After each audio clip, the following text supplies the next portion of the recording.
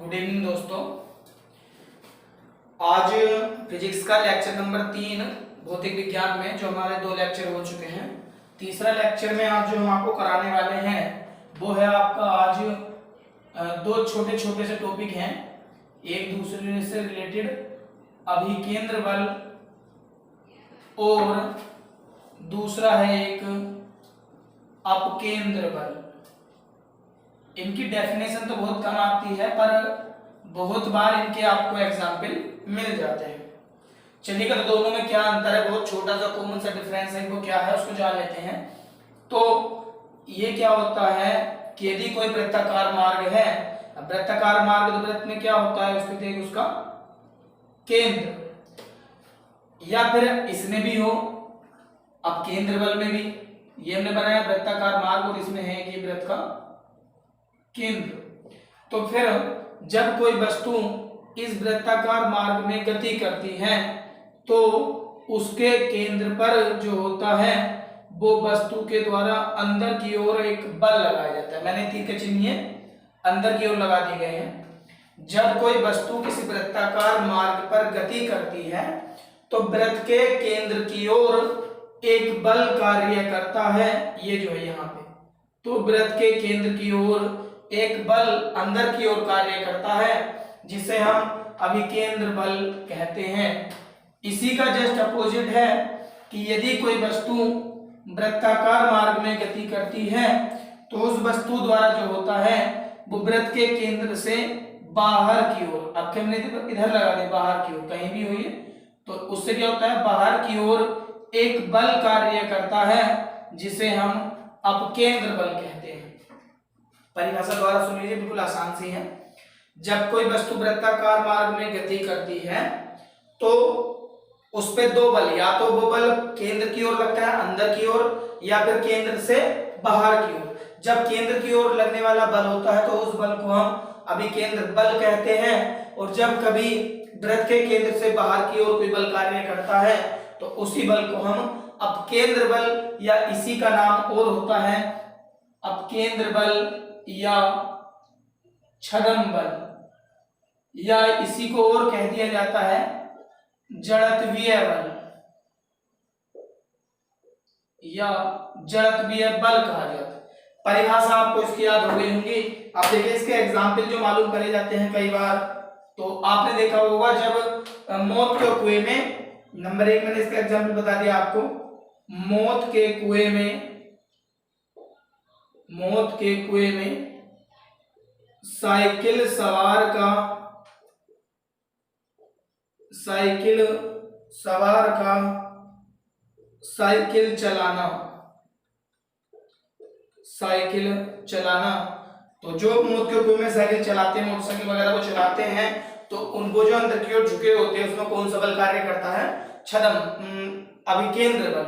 अब इसमें आपको एग्जाम्पल के रूप में मिल सकता है कि मौत के कुएं में साइकिल सवार का साइकिल चलाना कौन सा बल का उदाहरण है? अभिकेंद्र बल, अपकेंद्र बल और ससंजक बल, असंजक बल।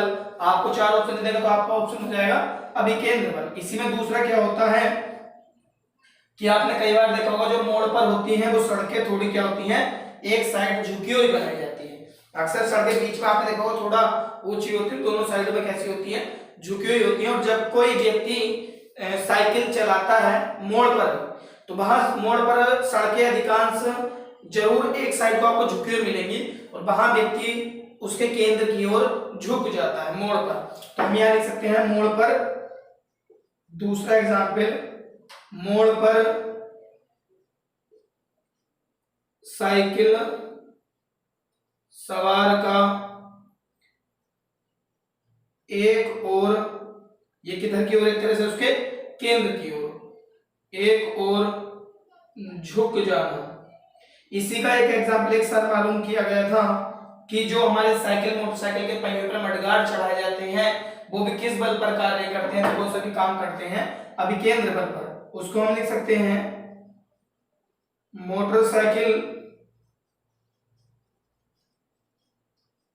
मोटरसाइकिल तथा साइकिल के पहियों पर मडगार्ड का चढ़ाना। अब आपको इसमें एक पता है, एक मैंने बता दिया ऐसे ही कि जो अगर मालूम किया जाए मोड़ पर सड़कें जो झुकी हुई बनाई जाती है, एक और सड़कें झुकी हुई होती है, वो किस कारण होती है? ताकि वहां भी केंद्र बल कार्य करता है। तो हम ये भी लिख सकते थे इसमें कि सड़क पर मोड़ पर सड़क का एक और झुका होगा। जहां सड़क पर मोड़ होते हैं वहां सड़क क्या होती है? एक साइड झुकी हुई बनाई जाती है, दोनों साइड। अगर आप इधर से जाएंगे एक साइड से अपनी साइड से, तो आपको अभी उसके केंद्र की ओर झुकना पड़ता है।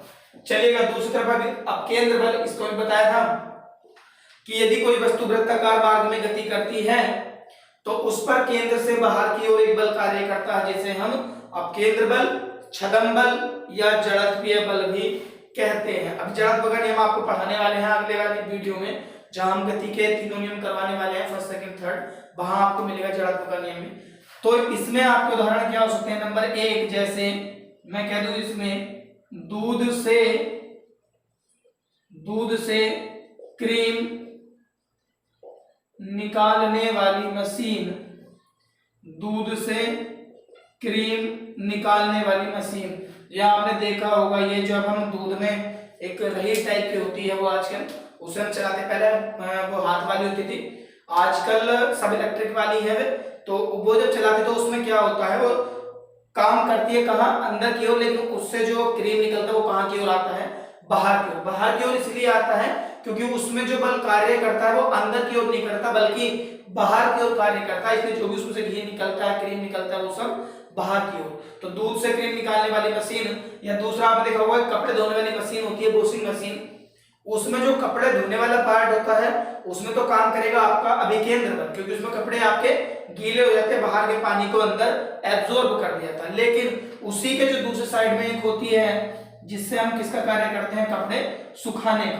तो हम यहां लिख सकते हैं कपड़े सुखाने वाली वॉशिंग मशीन, कपड़े सुखाने वाली वॉशिंग मशीन। ये भी आपका आया हुआ है एक बार एग्जाम्पल में। अब देखिए जब कपड़े सुखा के तो उसका पानी जो कपड़ों में अंदर था, तो ये क्या करता है उस पर कि जो उसमें अंदर का पानी होता है कपड़ों में, उस पर बाहर की ओर बल लगाता है, उसके पानी को उसमें से बाहर कर देता है, जिस कारण कपड़े वो सूख जाते हैं। तो ये काम करती है आपके दोनों, दूध से क्रीम निकालने वाली मशीन और वो कपड़े सुखाने वाली वॉशिंग मशीन, दोनों जो कार्य करती है वो कार्य करती है हमारे अब केंद्र बल पर। और जबकि ये सारे उदाहरण मैंने किसमें लिखे हैं? अभी केंद्र बल के। तो आज की वीडियो में फिलहाल इतना ही, बने रहिए कंटिन्यू हमारे साथ, तब तक के लिए जय हिंद।